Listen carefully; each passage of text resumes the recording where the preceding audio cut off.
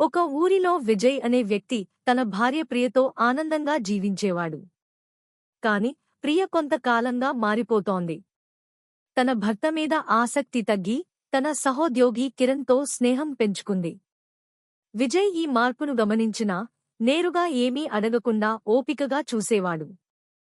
ఒకరోజు విజయ్ ప్రియ ఫోన్లో కొన్ని సందేహాస్పదమైన సందేశాలు గమనించాడు. కాని తను ఎలాంటి గొడవ చేయకుండా తన భార్యపై నమ్మకాన్ని నమ్మి ముందుకు సాగాడు. కాని ప్రియ ప్రవర్తన మరింత మారిపోవడంతో విజయ్ ఓ మంచి బుద్ధి నేర్పే ప్రణాళిక వేసుకున్నాడు. విజయ్ తన స్నేహితుడు రాజుతో కలిసి ఒక డ్రమాటిక్ ప్లాన్ రూపొందించాడు.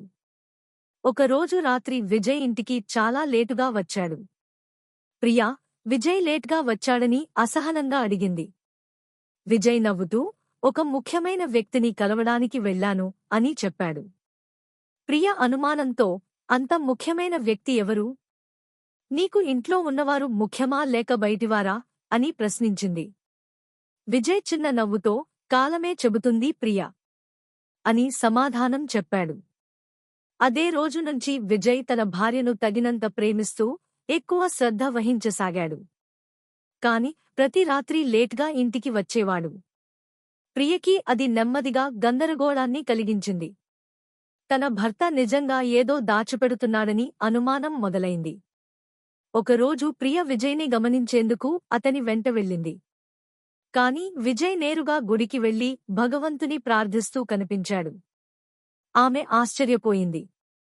విజయ్ తన భార్యను చూసి ఒక చిన్న చిరునవ్వు నవ్వుతూ, నువ్వు నాపై నమ్మకం కోల్పోయినప్పటికీ నేను మాత్రం నీపై నమ్మకం పెట్టుకున్నాను అని అన్నాడు. ప్రియ తన తప్పును గ్రహించి విజయ్ కాళ్లపై పడిపోయింది. కన్నీటి పర్యంతమై, నన్ను క్షమించు విజయ్. నీ ప్రేమ, నీ విశ్వాసం నన్ను మరోసారి మార్చింది అని అంది. విజయ్ మౌనంగా ఒక క్షణం చూశాడు. నిజమైన ప్రేమ ఎప్పుడూ క్షమించగలదు. కానీ విశ్వాసం కోల్పోయినప్పుడు తిరిగి పొందడం చాలా కష్టం ప్రియా అని చెప్పాడు. ప్రియ మరింత ఏడుస్తూ, నీకే నేను అనుమానం పెంచాలని నా మనసు బాధపడుతోంది. నువ్వు నాకు నేర్పిన పాఠం నా జీవితాంతం గుర్తుంచుకుంటాను అని అంది. విజయ్ ఆమెను మన్నించి ఇద్దరూ కొత్త జీవితాన్ని ప్రారంభించారు. విజయ్ ఒక మాటతో ముగించాడు. నమ్మకం ఒకసారి కోల్పోతే తిరిగి పొందడం చాలా కష్టం, కానీ ప్రేమతో ఏదైనా సాధ్యం.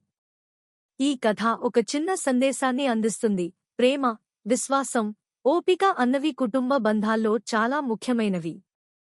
మన జీవితం విశ్వాసం మీదనే నడుస్తుంది.